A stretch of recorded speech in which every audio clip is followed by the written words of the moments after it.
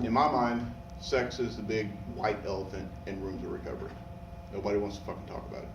Guys don't want to talk about it the way it really needs to be talked about in front of girls because it makes them unattractive.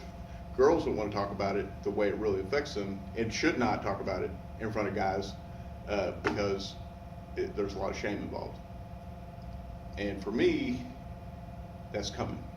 So far, to this point in my life, if you had asked 22-year-old Mike, are you ashamed of this? I'm like, hell no, bro. I'm knocking it down.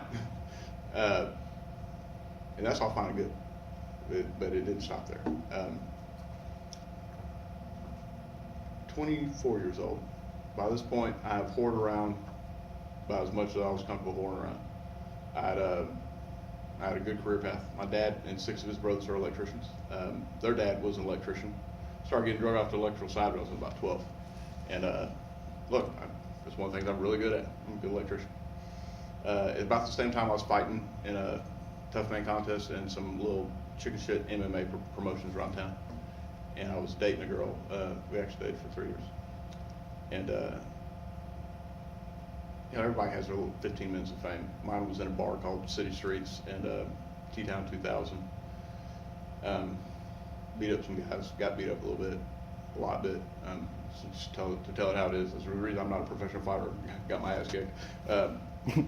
Don't let me sit here and like have you believe I was the next coming or something and just chose not to do it to go to electrical. There's always you know, the University of Nebraska called me, I'm gonna walk on Bud, you know, Krispy Kreme, you know, made a really good offer. I went out there and beat up on some chumps and they got the floor mocked with me by guys who knew what they were doing. Let's just put it all out there the way it was.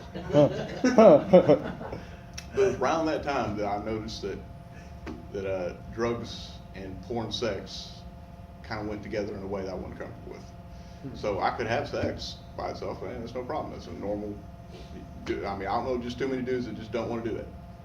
But when there was drugs involved, that's all that was involved.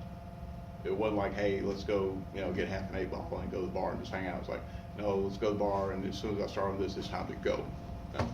And look, when you're with a chick that thinks that's all right, I mean, unless there's a problem, it's not a problem.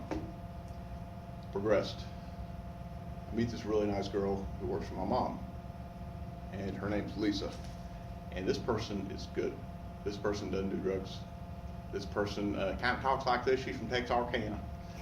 And I fell in love with her with the quickness. She made me want to be a better person. She made me not want to do drugs. I didn't just put it out there. The extent of my drug use was not out there. The guys I was running with, look, I was leading the pack with the dope thing.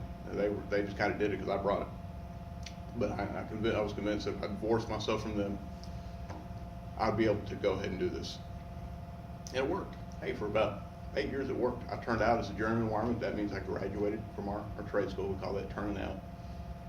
I went on to run work. I'm not quite as dumb as I look, and I was able to build some big buildings. A lot of the buildings you see downtown I had a hand in. I love Houston. Houston's my city. First job I was on was Enron Field. Now it's Minute Maid Field. We watched the whole Enron collapse. Bank of America, the cool looking building downtown with the thing like that. Got to work on that one. St. Luke's, I actually took TCH West Campus out of the ground, built big stuff. And this is all self-serving. But I'll tell you, I'm proud of that. I love that I'm good at that. Something that I still do, and I couldn't imagine not being in construction. I love it. It's thinking outside the box at its highest level.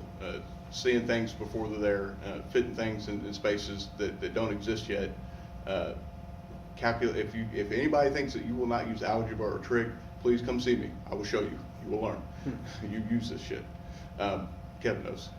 And see, I've never told this. I didn't practice how to say. So I'm thinking that I'm going to miss something huge, but I'm nothing huge to miss. Lisa and I dated, and I fell head over heels, madly in love with this person, and knew that I wanted to make her my wife. I proposed to her. She said yes. I'll never forget it because I was wearing I wanted to try to look. I kind of keep a rough look or whatever, and it's like I don't tuck my shirt in. I don't, it's kind of like you get what you get. If you don't like it, kick rocks. But I made it a point to like kind of dress nice that night, and I had my shirt tucked in. She told me years later that she saw the wedding ring outlined in my pocket. I mean, just bigger shit. She said it was just really obvious that you were going to do it that night. And I was like, really? Yeah. I was like, man. I brought her to the King Boardwalk, and I dropped down to one knee, and I asked this woman to marry me and stay with me for the rest of my life. She said yes. And she did a little bit of cocaine with me. But after like the first time she saw where it went, she, you know, just one night of crying and be like, okay, what to go? Well, you're weird. Why you keep looking at the porn? That was enough for her, and she really just didn't want it. And you know, every time I did it like that, I was done too. Fuck this shit. I don't need this in my life. We'd watch Joel Osteen. We'd sit there next day and watch Joel Osteen. And every now and then Joel Osteen hit the word addiction. And then we would look at each other and go, I wanted to quit for that woman. I wanted to quit for that woman bad. We had a